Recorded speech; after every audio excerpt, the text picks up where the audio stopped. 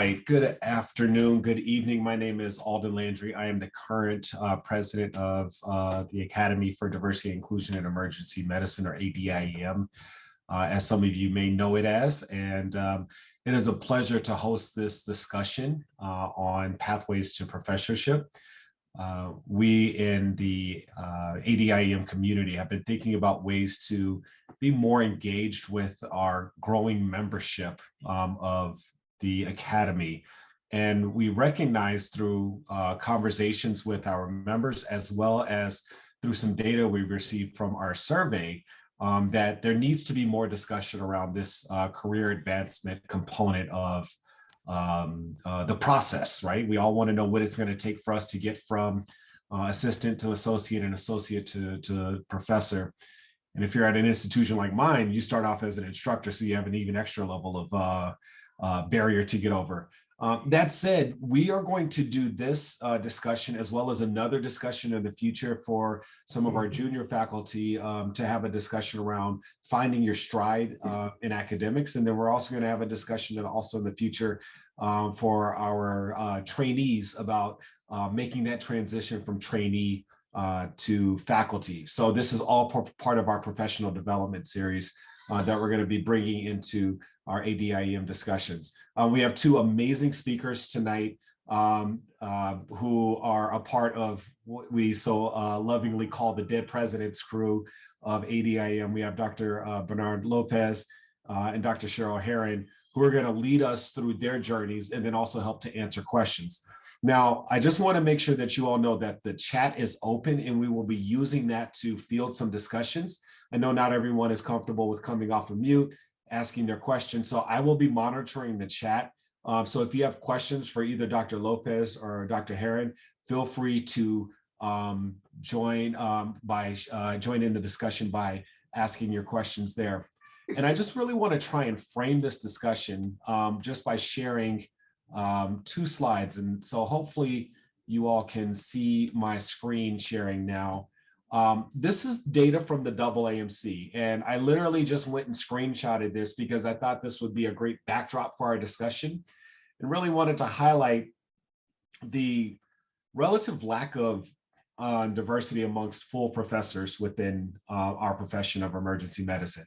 And so as you can see, our American Indian and Alaska Native colleagues are woefully underrepresented within our specialty number one. But also at the ranks of full professor, there's a total of 3. When it comes to Black or African American, we have about 14 full professors, both female and male. And then when it comes to our Hispanic or Latinx colleagues, we have about 22. Now, there are some other individuals who fit into these other multi-race or other unknown categories. But I think this data really helps us to see that the numbers of full professors in our specialty coming from underrepresented medicine backgrounds are relatively low. And this should be an area of concern, but then also an area of opportunity for us as a specialty to grow. And just taking from a paper from our colleagues from AACM, this is a look at full professor according to gender identity. And again, it just goes to show that we have underrepresentation, fewer women who have made it to the rank of full professor compared to their male counterparts. And so without getting too bogged down into data, I now want to stop sharing my screen because I really want to allow both Dr. Harren and Dr. Lopez to really set the stage and use the first part of our discussion for them to share their stories. And then the second part is to really tease out some of the questions that I think are really important for us to know as we think about our own journeys as we move forward towards that pathway to professorship. So Dr. Harren, you're on the docket first. Up to you. Oh, actually, I think it's me. Oh, sorry, Yeah, Dr. Lopez. I apologize. Y'all changed it on the background to me. Forgive me for that. All right, Dr. Lopez, you are up first. You are forgiven. So, well, hello. Look, everybody, it's great to be here. I'm actually sitting in a hotel. I'm at the Westin waterfront right now. Can't go anywhere because there's this major I don't know, tropical storm, it seems like. So I'm getting to visit Boston. I'm giving a talk tomorrow at ASAP, wishing that you were all here. It has been kind of cool to actually run into people just walking around, kind of like the old days, just very much scaled down. So with that, wishing you were all here. I'm hoping that a year from now, we'll be back to something that resembles normal. All right, so let me do this. Let me share my screen. So what I wanted to do was, I wanted to share with you my story. And I look at my story as an illustration of what can be. Sometimes I think, well, if I can do it, anybody can do it. But I'm fortunate. I've been around for a long time now. You get to do a lot of things when you're around for a long time. Currently, these are my titles. So I'm still an emergency physician. I'm executive vice chair in the Department of Emergency Medicine. I'll talk about my career path in a little bit, but I'm the associate provost for diversity and inclusion for the 10 colleges that make up Thomas Jefferson University in Philadelphia. And I'm the senior associate dean for diversity and community engagement in the Sidney Kimmel Medical College. And diversity, inclusion, equity has been really my career focus for the last 8 plus years now that I've been doing this. But I want to take us back. The topic of pathway to professor. I just want to take you back a little bit, little illustration of who I am. All right, so born and raised in Philadelphia. I've been in Philadelphia for 61 plus years. I've tried every step of the way to get out, not because I don't like Philadelphia. I love Philadelphia, but I did try to do something new, and that's not the way it worked out. I went to undergrad at the University of Pennsylvania, and then I said, let me try a medical school outside the area. That's not how it worked out. I'm actually class of 1986 from what was then Jefferson Medical College. It's now the Sidney Kimmel Medical College. I just had my 35th reunion it's about a week and a half or so ago. Then I did my residency, again, matched at Jefferson, and this just wasn't working out in terms of trying something new. Now, my career path, when I started out, I was going to go work in a community hospital and do that for the next 30 plus years of my life. And I did that. All right. So I did that, but only for 3 years. So about 2 years into my stint in the community, I said, this is great. I love my job, the people that I work with. But for me, there was something missing. And I think back to my time in residency, that some of the academics, some of the research that I'd been involved in, and I think that's what was missing. So I said, let me get involved. I tried to do it from my community hospital site. That was when during my time there, I was appointed as instructor. So I got a faculty title at Jefferson, tried to do research, really hard to do research when you're an hour away in a community hospital. And then I really switched gears. I said, I want to come back and do academics. So I came back in 1992 to Jefferson, but note, I started really my basic science career back then. That was my way of getting into academics. So for my last year in the community, I was going back and forth between Jefferson and where I worked, trying to do basic science research. So I ended up coming to Jefferson in 1992. And for the next 4 years, the way I learned academics was in basic science research. I was, we were doing nitric oxide, and we were looking at acute cardiac ischemia and reperfusion injury in rats. So I was a basic scientist on top of being an emergency physician. It was great. I learned my research very well, lots of publications, presentations, and that was really that was sort of the foundation of my academic career. So in 1994, with the publications, presentations, involvement in a variety of activities, both in emergency medicine as well as outside of emergency medicine. I had enough publications to be appointed as assistant professor in 1994. And yes, for many, that's a long time ago, 1990, 1994. I was a basic, it was cool. I'm a scientist. I'm doing basic science research. And I said, yeah, that's all well and good, but I'm really a clinician at heart. And really shifted gears trying to apply my basic science research to clinical research. And interestingly, in 1996, my application of basic science research was to sickle cell disease. All right, so for me, see, tons of patients with sickle cell disease, and I felt really bad for them.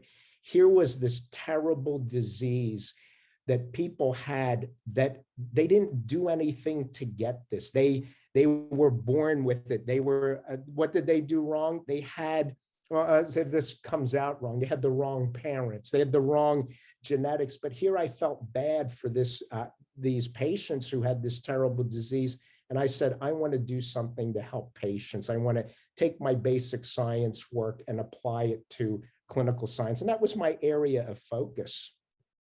So in 1998, again, continuing with my path. So 8 years after I started my idea of doing academics, I was then appointed as associate professor. And again, requisite number of publications, even more involvement in national organizations, ASEP, SAEM, but the Sickle Cell Disease Association of America, the American Society of Hematology. So getting involved in that was really the growth in my path to professorship. I took on other roles. So I'm still doing emergency medicine, doing research. In 2001, I became Associate Dean for Student Affairs and Career Counseling. This is probably one of those things where somebody might say, yeah, you really shouldn't be doing all of these different things. You're doing emergency medicine, sickle cell, some basic science, and here you are taking on a dean role in the medical school. Well, maybe that's what some people say. As an emergency physician, you all know this. You can do lots of things. You can do lots of things well. So part of my growth as into professorship was really being involved in the medical school. This was really in a big way service to the medical school, but I took that on in 2001. More service in the emergency department, vice chair for academic affairs. Really had that role up until 2012. So just some illustration, there's this background scholarship work that's being done, growth in scholarship work, its involvement on a local, then regional, then national level, and it's taking on responsibilities both in the department as well as in the medical school. I became professor in 2006. So that was 15 plus years ago. And when I was asked to give this talk, I thought, wait, I was professor 15 years ago. So let me talk about, I guess I'm going to have to talk about my climb toward that 15 years ago. But that was my career. So at the age of 45, I became a full professor at Jefferson. All right, so here are my keys. I wanted to share with you some of my keys. Dr. Harren's going to share a whole lot more detail in this path to professorship, but some of the things, just words of wisdom, words of advice for all of you as you're kind of climbing this ladder. First thing you want to do is you want to find your passion. All right, so it's a real chore if somebody says you need X number of publications to achieve a certain level. That in and of itself is a chore, or you have to give certain number of talks. You want to do it in something that you really love. I really liked my basic science work. I really dove in. And when I started finding that wasn't my passion, I found my passion. Again, for me, it was sickle cell disease. I would do anything to increase the knowledge around this, because I knew that there'd be a chance that this would make patients feel better. That was my passion. So I never looked at publications, presentations, doing the actual research. I never looked at that as a chore. It was what I really wanted to do. And the byproduct of that is, well, when you accomplish a whole lot of stuff, you get to move on in that academic ladder. Got to pay attention to scholarly activity. All right, that's the currency for becoming promoted. Every institution's different, but you've got to pay attention to scholarly activity. That's grants, publications, book chapters, whatever it is your institution says is scholarly activity. If you want to be promoted, you have to be active in this whole process. It kind of just, you don't want to let it just happen. Mentorship, I've had zillions of mentors along the way. I think of the early part of my career, that my basic science people, my sickle cell people. So I have mentors in and out of emergency medicine. I do not think at all that I would have achieved what I achieved without the guidance and mentorship of many, many, many different people. As an aside, Dr. Harren, one of my mentors who really helped guide me in kind of the next phase of my career, but I've had many, many mentors, and that is probably one of, say for your passion, it's one of your biggest keys to success. Got to know what your promotion guidelines are. Every medical school is different, so you've got to know what those are so you can plan both short and long term. And for us, the way we looked at it at Jefferson, really it's scholarly activity, it's involvement. We really looked at that climb of the different ranks as development of local, regional, and national involvement and reputation. So that was what was expected of us. When you're an assistant professor, you could be just local. When you're an associate professor, it's got to be local to regional. And when you're climbing to full professor, you've really got to have a national prominence in what it is that you do.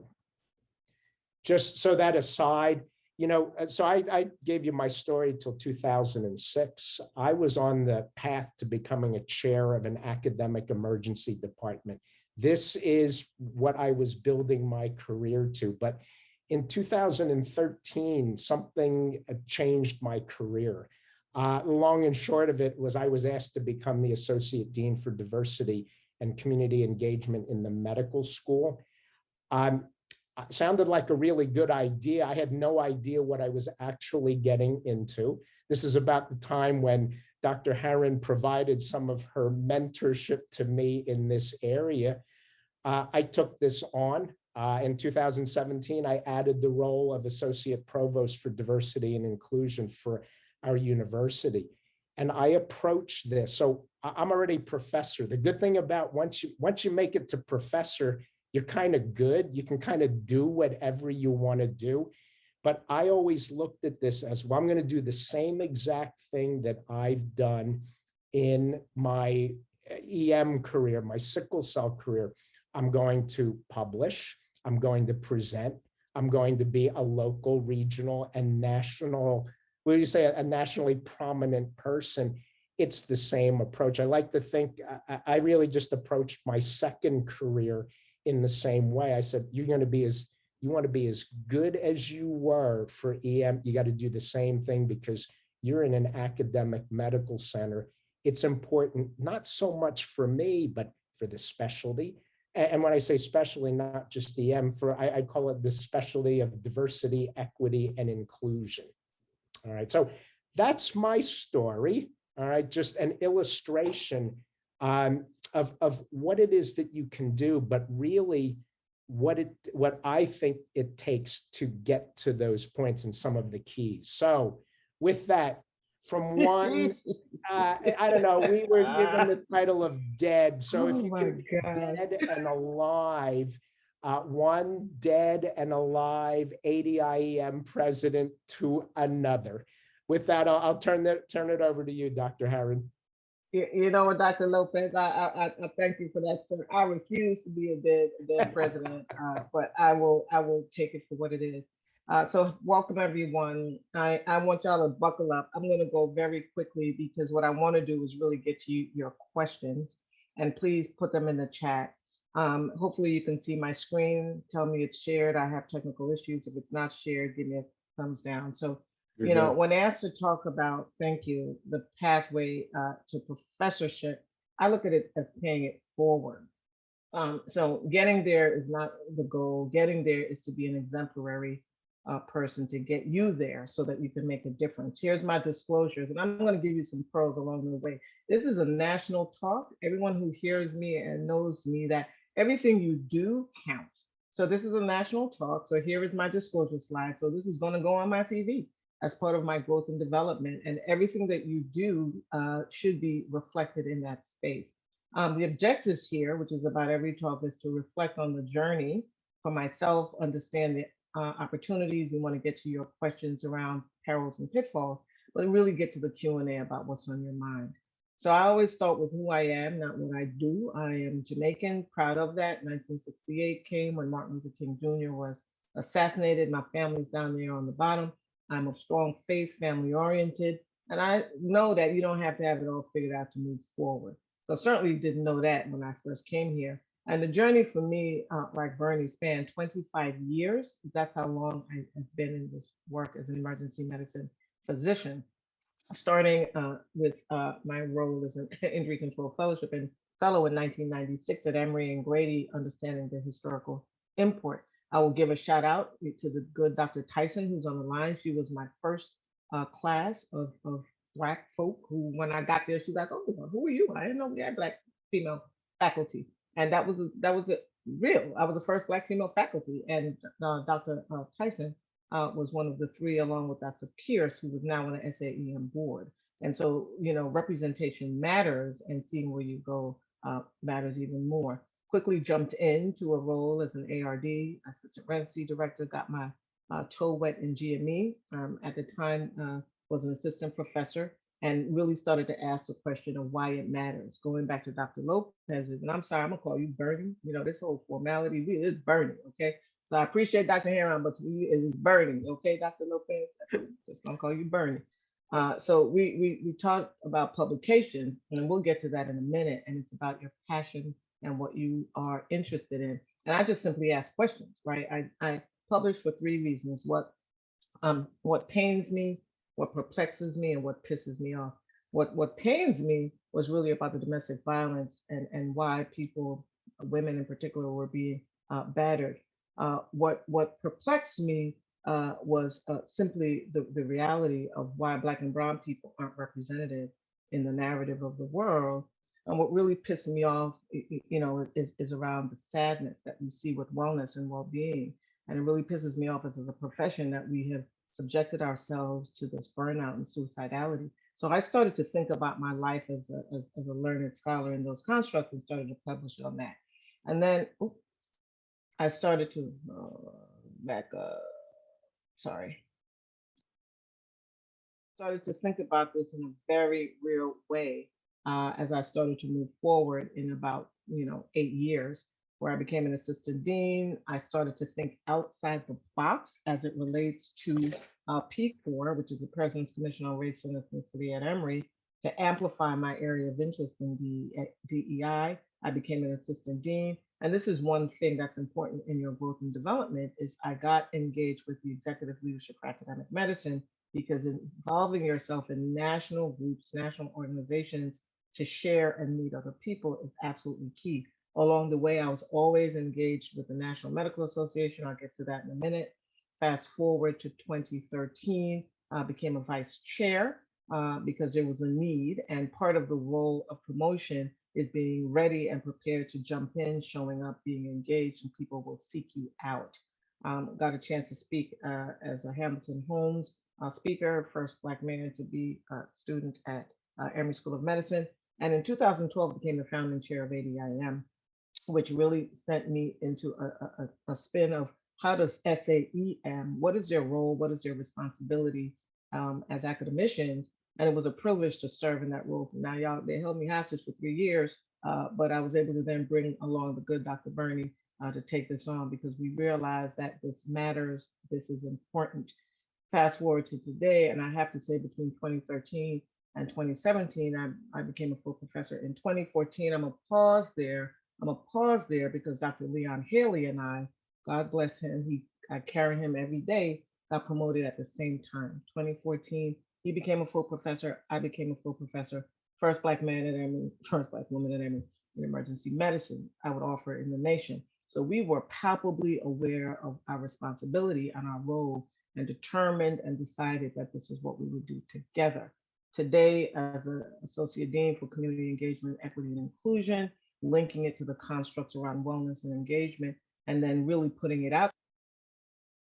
One, you see there, Dr. Haley again and I 20 years ago wrote this first paper. Another one you see there, bringing in cord and residency directors to think about diversity. So it was not just talking about it, it was putting it out there, expanding the horizon with Dr. Bowman and my other colleagues to talk about it, public health. We started just having this sense of urgency that there were no Black and brown people. You heard the data from the good Dr. Landry. I'm gonna call you Alden. I'm gonna call you Alden. I'm sorry. Thank you so much. And then I said, well, am I really being inclusive when you become a founding chair of anything? It's ADIEM, but we were really around Black and brown. And I said, no, we beyond Black and brown. What about our LGBT colleagues? What about the lens that they are coming from? So what we had to put it out there, partnered with Joel Moe, who also became president of ADIEM. So the role along the way to professorship is bringing people with you, hearing their voices, sharing their stories, putting it out there some more about LGBTQ, being available to talk about it, and being consistent, and partnering with Morehouse School of Medicine and putting it out there. And people hear me say, anytime you think about it, you should write about it. I give that nod to Arthur Kellerman, who said, Sheryl, nobody's really gonna talk to you. Think about it. You know, we've been a long time, Black folks for a long time. Hopefully y'all can still hear me. I'm getting low battery. Can you still hear me? Okay, great. And then you get to what is necessary to be able to publish. And again, the key recent publication, you got to put pen to paper, finger to computer, keep writing, keep typing, keep ensuring that your word and your message is getting out there. So the question you have to always ask yourself here is, do I belong? Heck yeah, you belong. We need more professors. We need more associate professors. We need more Black and brown professors. We need Latinx professors. We need professors that will represent the community in which we live. So we have to be representative and have to have allies to bring us along so that the narrative for justice, equity, and inclusion is not just talk, it's what we see and what we do. So the outcomes for our patients will be reflective of who we are as emergency medicine physicians. So I ask yourself, when people say, well, why does it matter? I get that all the time. I don't want to be a professor. Yeah, you want to be a professor because you got to sit at the table. If you're not sitting at the table, things will not change. I know that for a fact. I have seen it for a fact. I see how the cheese gets made or the sausage gets made or the cake gets baked, and because you sit at the table. It ensures your leadership and growth. You can stay in the game. It links you to your professional growth and development. You can celebrate your work, do it for your mom and your daddy. They all put every little thing you got on the wall about what you're doing. So it feels good and it really contributes to your personal and professional wellness. Bernie talked about find your passion. It's really about developing your niche. What does that look like? What pains you? What perplexes you? Right? What pisses you off? All of that stuff. Find it and ask about it and publish about it because the future is real and it's here and the numbers are stagnant. We are not represented in SAEM at the levels as we should be. We are not represented as chairs. We are not represented as associate professors. We're just not at the table. And the future is all those students who are now coming up in numbers. We have 70 women now in Emory School of Medicine and 40 men. We have 25 to 30% Black and brown people here at Emory medical students. So they are the future and we want them to stay in academia because I don't know about the rest of y'all, but I am retiring and it's not going to be here for the rest of time infinitum. So you got to get involved with leadership courses like ELAM, AANC, GDI, ADIEM, AWEN. I have to give a nod for ASAP on the diversity and inclusion and health equity section. Raise your hand, participate, engage, and more importantly, seek leadership in all of these areas as national organizations which will advance your work. And of course, I have to give a nod to the National Medical Association. I dare say many of us have gotten promoted through here. It's friendly, you can practice, you can network, you can then get invited to give talks at other institutions, which then advances your regional and national reputation. So some key thoughts quickly, 1 through 6, know your promotion guidelines, create a plan and a timeline. Don't just think about it, write it down, look at it, develop your area of expertise, seek your opportunities to network, such as ADIEM, NMA, and the like.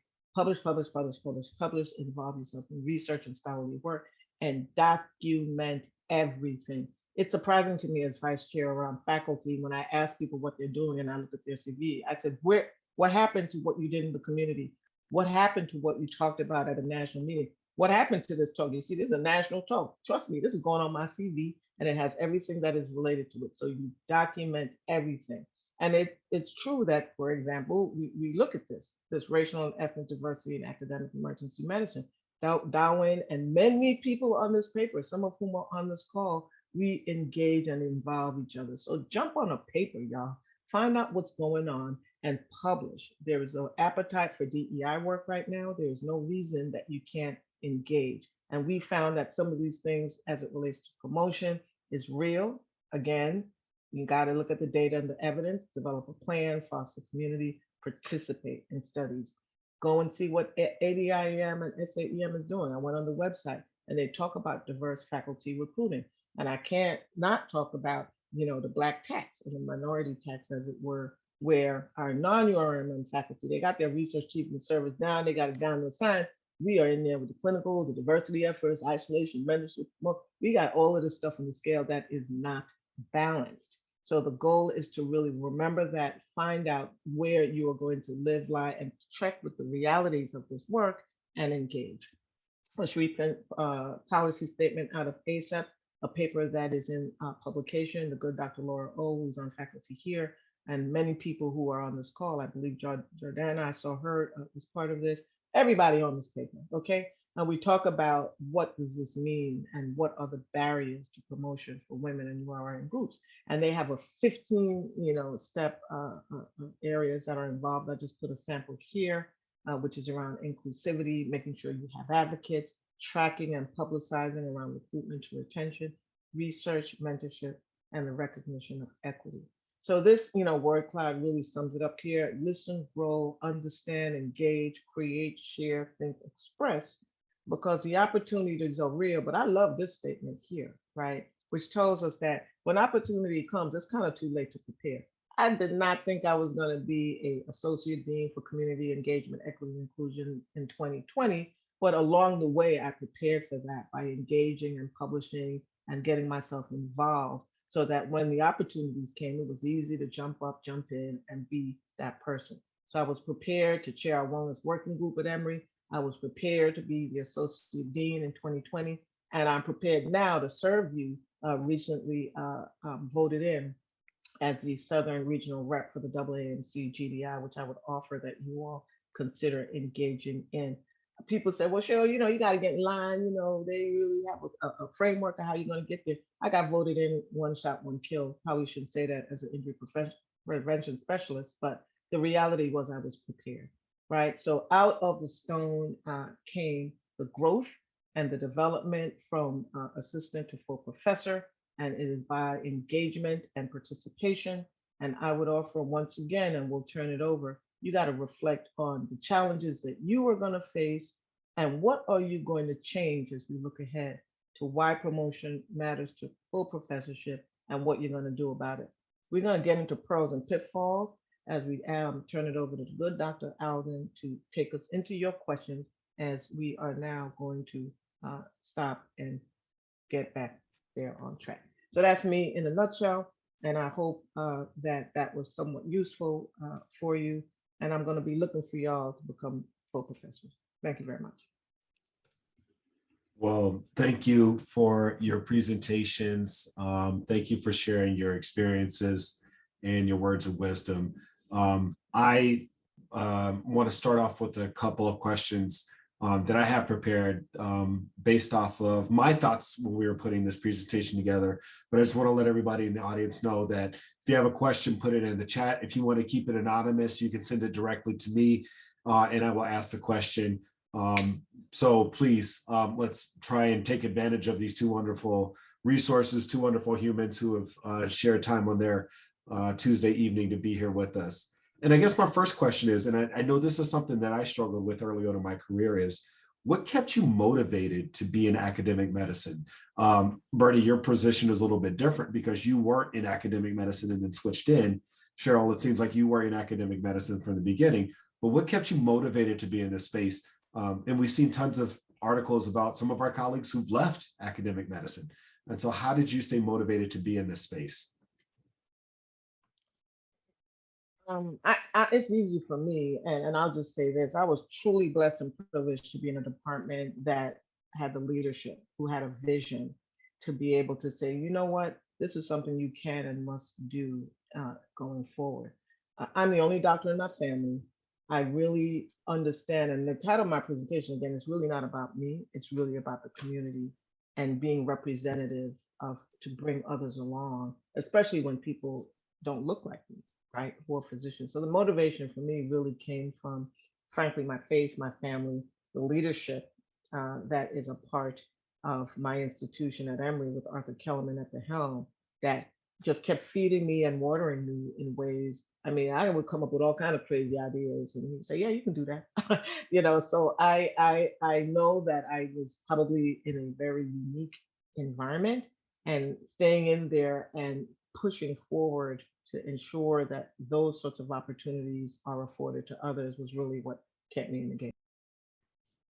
And Bernie? Yeah, I like the academics, or I love the academic setting. I love to teach. So teaching learners, somebody who doesn't know it as well, so that you get them to know it better. That's always been something that I've loved doing. All right. I like finding out information. I like developing, I don't know, finding new knowledge, ultimately to help people. I use my sickle cell disease work. It's trying to come up with new knowledge that will help people. The academic setting is just, it's right for someone who likes to achieve and work towards something. You can see patients, you can write papers, you can apply for grants, you can teach nationally.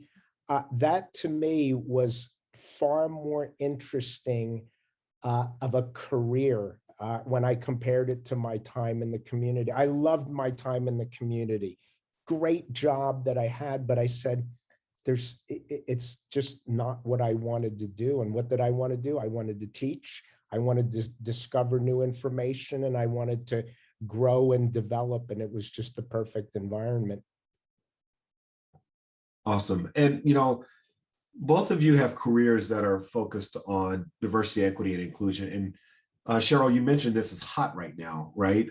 But you also mentioned that in one of your slides that this comes along with the minority tax, which is something that we need to talk more about in academic medicine.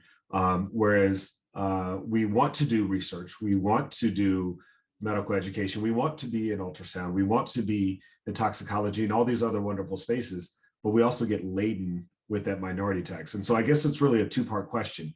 How do you find that balance with doing what you're passionate about because you come from that community and you want to see those in your community grow, but then also not letting your career, for lack of a better term, be bogged down because you want to grow, but your department chair or your hospital or someone else in leadership is saying, hey, but we need you to be on this committee, knowing that it's not going to offer any real nutritional value to that growing CV that you're trying to put together? Well, the first thing I would say is, and I see your comment in the chat, Kara, is that right now there's a paradigm shift occurring where DEI work is finally going to be value added in terms of advancing people's academic portfolio in terms of participating in that work. So I'll just say that, many institutions are looking at it. It is a clear reality around this tax and how this is evolving from the highest level from executive leadership, WMC. So they're going to be acknowledging that. It's not to say everybody has to do DEI work, right? And yes, as the one and only, that might be why you or get sort of pinged and tapped onto. But then it becomes, how do you measure value for who you are? And how do you now leverage and get the language to say, yes, I would love to do this in this space, but I'm going to need to get some time to help you look good, right? So what happens is everyone now is recognizing the need to promote, right?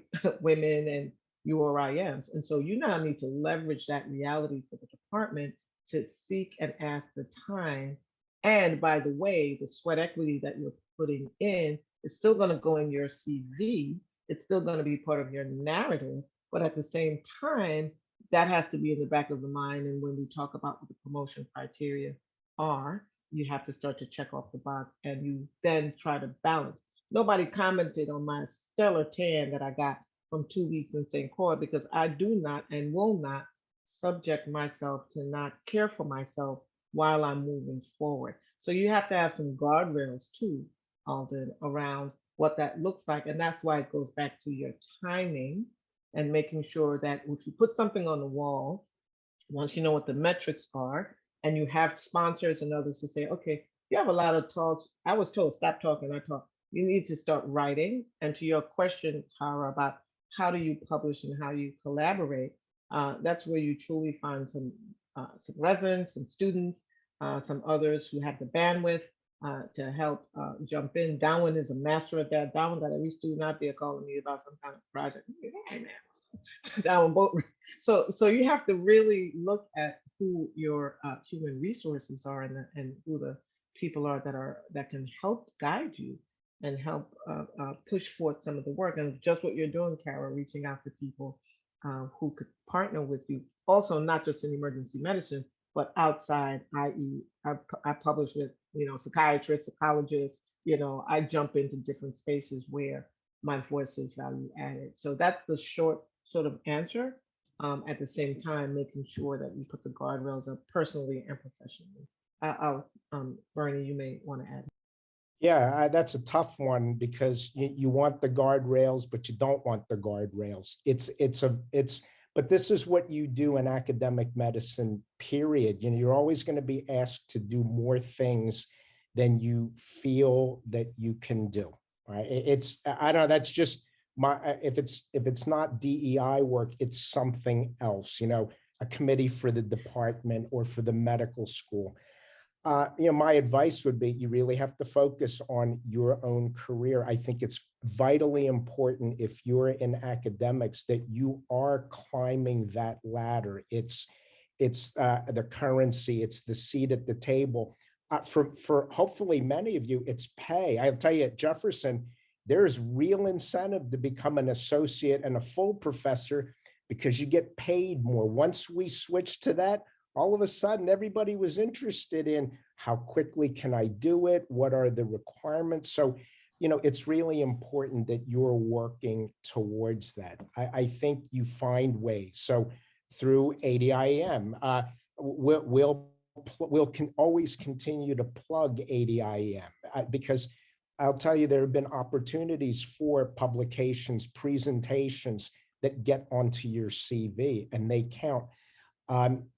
So yeah, it's how do you balance it? It's like anything else in academics. You got to have those guardrails, but you got to figure out how can you lower them for a little bit, then bring them back up because that is important work.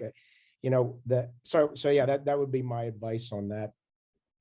And just I'm going to continue the shameless plugs for ADIEM because I think this place has been an amazing resource for me to even think about this. I'm not at the level of our 2 amazing panelists, but for me, just being a part of ADIEM has opened up doors and opportunities for me to get to know other folks, to network, to identify potential collaborators, when it comes to writing, and then also building leadership from a CV perspective, and having president of ADIEM on my CV.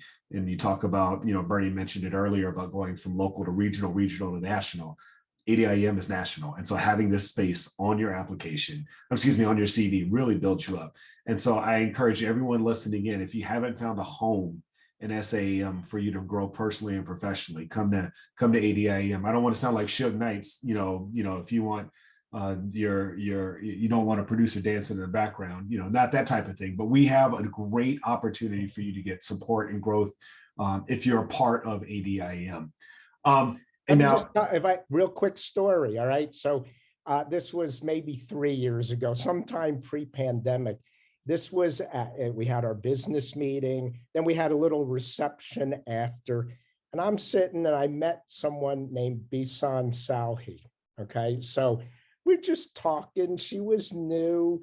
We started talking, just conversation. Well, I'll tell you that reception conversation has led to, I think it's two papers. It's led to probably 3 presentations, a consensus conference, probably another. And this is big time stuff. She's just way good at her education research, but that I just think of that. I just had this conversation, met somebody that led to items that are on my CV. So another plug, it can happen. It's getting to know people and getting involved. Yep. So, Welcome, Bernie. Sheryl mentioned this earlier. She was a little humble brag about the tan she acquired on her vacation a couple of weeks ago. But I think it's something that also we need to talk about. We need to talk about work-life balance, right? We're going through a pandemic. We've been getting our butt kicked for the better part of a year and a half now from a professional standpoint. Yet we're still on this path where we're trying to get papers and apply for grants and do all these other things. How do you maintain a work-life balance in a setting like this? Pandemic or not, how do you get that balance so that you're not sacrificing so much of yourself in the work as you move on towards that full professorship? Well, a strategy and a tactic really is around time management. And how do you strategize and prioritize what you're going to do? Certainly, even going from assistant to associate to full, there was a lot of deep work, a lot of deep engagement, but it really became, how do you focus it? And then also, as you're focusing, how do you give yourself, I call it tags, time and grace equals space. It's my new motto for this year. To know that, okay, there is this goal here, right? And it's always good, set your goals, and then I do it and work backwards, right? And then, because it's easy to get lost in the morass and to, and then, yes, you say yes, yes, yes, but I had to say no to something. It pained me to say no, but I had to really say, okay, how is this really going to advance at this juncture where I need to be? And as you're an assistant and you're associates, you have to determine, at least in our shop, which lane you're going to be in. Is it education, right? Is it research? And you still have to have some of the research. Is it administrative, right? Because one of those areas is going to be your area of expertise. Most people have to have participation in research and scholarship, but they really identify either an education bucket or the administrative bucket, like medical directors, blah, blah, blah, blah, blah. So then you have to then tailor what you say yes and or no to drive into that bucket that's going to be your subject matter expertise, if that makes sense, right? So if you're an educator, you got to be in CORD, you got to be in all the education things, publishing AEM, so your educational footprint, if you will, becomes that level of focus. If you're an administrator, okay, you want to chair a committee and you want to do stuff that's not necessarily educational focus, then you're going to want to get involved in that footprint with a specific area of expertise, right? So it really comes down to where you want to live. They're not necessarily mutually exclusive, but it can help you hone into where you're going to put your energy.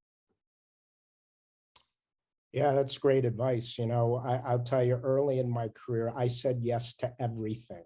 I'm still struggling now, although it's easier, but is it because of my position that I can say no? But I think that's wise words. You know, you have to figure out what is your focus. And I think you have to be very proactive about that.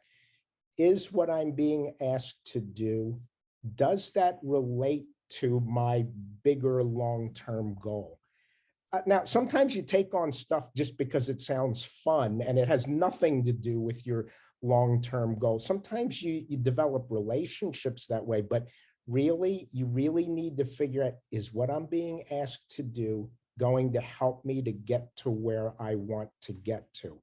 And then there's varying degrees of it. It might be a little bit, well, you might put that one off for a while, but it's finding that focus. Sheryl mentions time management. So I'll tell you, when I look at my schedule, I think of my schedule in 2, 4, 6-month blocks. And I say, you know what, that sounds kind of interesting, but we're going to push that one off for 2 months from now. If I think it's important, then it stays on there. But I look at time management. You're trying to fit in as many things as you can. It's looking at when can you fit that all in. We, as emergency physicians, we want to fit it in this week, all of it this week. And you just have to kind of find ways to do that.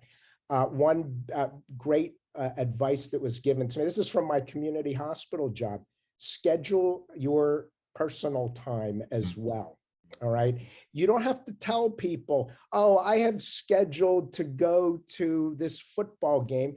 You look at your schedule and say, sorry, I have a previous engagement on that day. Let's look at another time. But one of the, if you're you're like, I'm a schedule person, I schedule my free time as well, just to make sure there's a real good chance that it happens. Yeah, sometimes things come up and it doesn't work out that way, but that's when you look at scheduling over a longer period of time, you have a better chance of accomplishing everything that you want to do, both personally and professionally. Thanks for that. And I think that's great Alden, I'll advice. just add real quickly, you need a board of directors, right? You need a board of directors of people who are trusted and learned and been there, done that. I run an underground railroad here at ADIEM, and I meet with pretty much most, if not all, of the Black faculty. And I literally sit down and look at their stuff and help guide and shape sort of their direction. So you need a board of directors when you are trying to figure stuff out. Before you say yes and or no, you just talk to those individuals who have some insight about the value added for what you're saying yes and or no to, so that you can have clarity of where you're going. I just wanted to put that out. So I'm looking at the clock and I recognize we have about 5 minutes left. So I want to try and ask each of you just one question. So try and keep your answers short. I recognize how, just looking at the comments that are coming in the chat, the questions that are coming to me in the chat, it sounds like we probably need to do this a round 2 for this discussion, just because there's so many questions that we're not going to be able to get to. But very quickly, and after hearing both of your bios, I realize this is a tough question, but maybe you can share from your perspective on how you mentored other people. You know, some people have to move locations for personal or professional reasons in order to grow. And so how do you help people through that decision to change an institution when having a track record within an institution is often important in for that promotion process? And maybe I'll offer that one to you, Sheryl, and then Bernie, you'll get the next question. So the short answer is a culture and climate that is going to advance where you have been to where you're trying to go, right?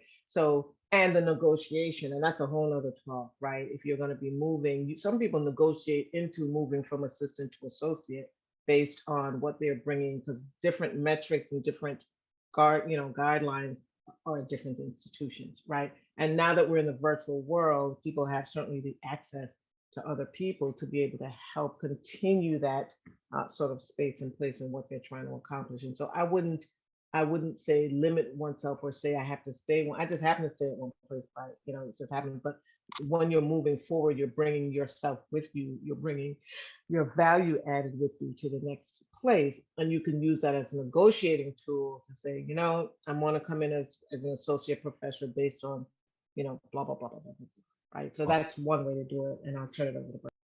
All right, wonderful. And just one last question because we need to wrap it up soon. So Bernie, we've had conversations about sort of plotting out a career, sort of thinking about all of the components that come into it, documenting everything on the CV. How do you recommend people planning academic goals? How do whether it's a short-term, medium, or long-term goal, any advice, not just scheduling your free time off, but how do you schedule your academic growth? How do you help people think about professional growth from a scheduled standpoint? You know, I think that the important thing is to find your mentors in that. All right. So somebody who's been through it, has been through and has had, you know, has had trials and tribulations, has gotten into dead ends. I think you need enough people who have had the experience who can say, yeah, do this, don't do that. I think your mentor also has to work with you for who you are, right? So there are lots of things happen in life. You've got to factor all of those things in as well. But I think the most important thing is you find mentors who, you know, truly care about you in your development, who have the experience, who can actually tailor that. You know, you want, what's your next year's goal? What are your 3-year goals, 5 and 10 years? You kind of work backwards. You really start, well, what do you want to be 10 years from now? And that includes not just, you know, do you want to be associate professor, but what's your personal life going to be like? So for me, my biggest advice is find your mentors, multiple, who have some experience and who truly care about you as a whole person, because that's how you're going to get that truly individualized approach. It's easy if you just say, well, let's look at the guidelines. So in 4 years, you need to be here. It says you need 2 papers per year. Well, then you just follow that. But you need somebody who say, well, does that work for you? What's the track for you? What's the timeline for you? And so I just want to say wholehearted thank you on behalf of ADIEM to Bernie and to Sheryl for being here and giving up an hour of your time to be here with us. It's truly a pleasure to hear you. And I know that those who are in the audience got a lot out of this. And I also recognize we got to do this conversation again. Different questions, but furthering the discussion, because we all need someone to help us to move down that track towards our path to professor. And so on behalf of ADIEM, I want to say thank you to all of those in the audience who joined. And thank you again to Drs. Lopez and Harren for joining us. And for those of you in Boston, enjoy the rest of ASUP. The weather is horrible, but stay dry, go out and get some good food. And for those of you who are baseball fans, and this is straight at you, Sheryl, living in Atlanta, Astros in 6. I want my Houston Astros to win tonight. Yeah, just like that, Mr. President. Okay, Mr. President. And one thing too, when you become a full professor and a president, you can't say no. So Alden was like, Alden, no, I'm busier than Sting. And I was like, okay, man, whatever you need, brother. Whatever you need, I'll do it for you, man. And again, shameless plug for everybody interested in finding their home in SAEM. Come and be a part of ADIEM. We are always looking for that next batch of leaders to help advance our academy. And we also want to see you grow in other spaces so we can help you find your space in other committees, in other academies across SAEM, but using ADIEM as a great launching point. And so with that, we're going to go ahead and wrap up. And thank you for your time, everyone, and have a good evening. Great. Take care. See everybody. Thanks, everyone. Appreciate you.